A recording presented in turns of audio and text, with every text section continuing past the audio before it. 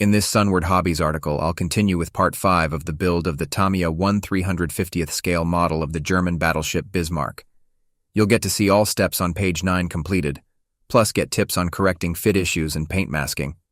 We'll begin with where I left off in part 4, with the arrival of a few spray cans of Tamiya TS33 dull red spray paint, then can be masked to protect the XF54 dark sea gray.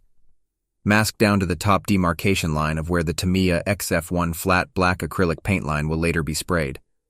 This will save you time, having mask off 2 lines. Set the hull aside to have plenty of time to dry. In step 14, you'll be building 2 types of yachts or launch boats. Keep these components on their sprue connections at the keel. They are so much easier to clean up and paint this way. Any removed paint from where the nubs were will never be seen after installation. Snip the opposite side and attach.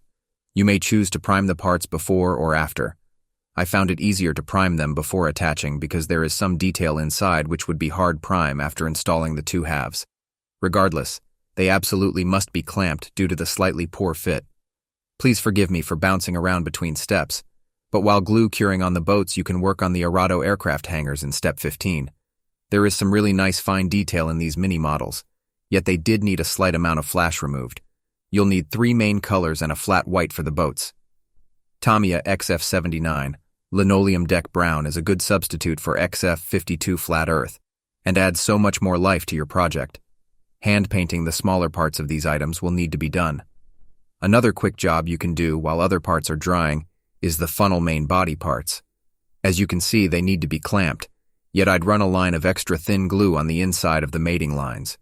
This subsection will need a decent amount of attention before any of the affixing parts are added, so make sure you have a super solid connection. Once all the flash, parting lines, and glue ooze is cleaned up, you can prime it and the other attaching parts. You will possibly be doing manhandling to get this unit to fit in place, thus make certain there are a couple of primer coats. With the attaching parts now cleaned, primed, and sprayed, you add some life to the searchlights. This AK Super Chrome is absolutely amazing when hand-painted in small spots. Here's the trick to get the best results. After painting, lay the parts upright and flat. This will allow the chrome pigment to float to the top, as you can see with these searchlight bezels. Also, a single drop of this product goes a long way. The jib cranes in step 16 were a bit finicky due to the moving parts. Let me save you the grief. Attach parts F33, G17, and either G35 or G36. But only one of the 2. Let that set up before slipping in the moving crane arm. Next, you have to clamp and glue the connection points again to prevent the arm from constantly coming out. With the gray and white added to the boats, you can now hand paint most the deck brown color. Allow this to thoroughly dry before masking off the hull for its XF1 flat black. This might seem like a lot of work, but you'll get a great result, and as I've mentioned, completely forget the time involved. All that's left to complete these mini models is some touch-up paint for the decks and side rails. I find it much easier, not to mention more accurate, to hand paint at a 90-degree angle. Otherwise, you risk the brush skipping off the edge where you'll have to touch up the gray or white. Naturally, this all boils down to your steady hand. The upper gun and searchlight deck on the funnel will not slip in unless you do 2 things.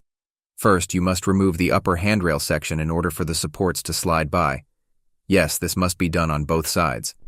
Second, you need to pull out the inner edge of the deck in order for it to jump over the J-raised detail. Do not add any parts on the deck until it has been moved into place and glued. Once you've managed this, the fit is quite nice. I won't bore you with pictures of adding all the parts on the funnel except that you can simply lift the upper deck, after it has dried, to insert the aircraft cranes. These 2 cranes are movable, and you may wish to have them posed directly over the aircraft you're going to add later. Step 18 has you adding major sub-assemblies to the mid-deck. I test-fitted these 6 ways to Sunday, and found adding and gluing the bridge and steps worked the best. Please let this dry for an hour before moving down its length to the next glue point. Wherever you can clamp it, then add another touch of glue and allow that wick around the edge. It is a slow yet necessary process. To get the hangers and funnel to place easily, you'll need to remove the paint and primer from both the raised and recessed fitment locators. Use the tip of a curved blade to scrape those and a tiny bit of the plastic as well. I'd also recommend removing some material from the inside of the hanger wall edges, so they will slip onto the raised plastic where they are to be seated. A number 11 blade will make quick work of this. Then condition the scraped plastic with some glue to help the actual wet touches you'll use to permanently attach the parts. When you get the jib cranes in their final location, glue them from the underside of the deck part. These crane arms tend to flop around, thus be careful placing them. Rinse and repeat for the port side, but I'd strongly suggest gluing them at the point where they rest on the bridge section. You still have a lot of handling and moving around the deck parts, so use this time to fully secure them. This wraps up page 9 and sets you up to install all 3 deck components. Now I can complete the major job of painting the hull. It is, literally, no small task, and one of the largest model parts on the market. You will be spinning, flipping, holding and setting it down dozens of times. To properly protect the dark red and mask for the black at the same time, Sunward Hobbies carry this Tamiya masking with sheeting. After the masking portion is completed, roll up the film, tape it and use the excess as a cushion. Believe me, you thank yourself later for this purchase. To mask the upper black waterline, begin with a flexible Tamiya tape you can pick up at the store. This tape is super easy to work with, adheres well without much risk of lifting, and will conform to the curved surfaces at the bow and stern. Go slow and try not to pull or stretch it too much. Then you can add a wider type of tape, such as this Tamiya 18mm width. After the black has been sprayed, let it dry for half an hour. There's a ton of masking to come, so I'd consider adding a few coats of dull varnish to protect it and prevent the color from lifting. As you might recall, the white camouflage bands have already been sprayed and masked. Now you can mask for the Tamiya XF24 dark gray. Like I said before, you can get 2 uses from high-quality hobby tape. Don't worry about neatness here since you're going to be tossing this anyway. After any needed paint touch-ups, the hull was given 2 coats of Tamiya XF86 flat clear. It took 5 milliliter of varnish and another 5 of lacquer thinner to completely cover this huge part, and it was well worth every drop. This will also help protect it during the return voyage back to the Sunward Hobbies dock. Let your clear coat rest for an hour to harden. Now you can begin test fitting the hull components. Both the bow and stern need to be pushed down and forward back in order for them to marry up properly.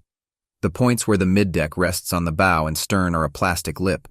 These must be shaved down little by little and continually test fitted in order for the middeck to sit flush. I'll get into that in more depth in the next article. There are still many more parts to add to this mammoth of a kit, yet I think you'll agree there was a major turning point in the build. Please note that I didn't discard the box. It's perfect as an extra set of hands and keeps everything in one place when you're ready to return to the project. If you have any questions about the products or methods used in this article, please feel free to ask the staff when you pick up or place your next order from Sunward Hobbies. H.G. Barnes is a former voiceover artist and retired sales and marketing professional. He's the author of 2 large-volume science fiction adventure romance novels, with many more in the works. For well over 40 years, he's been building scale model replicas and now does commission work for clients in Canada and the USA, plus completes projects for companies in Asia and Europe. Currently, HG is involved as an associate editor with Kitmaker Network's online magazine channels.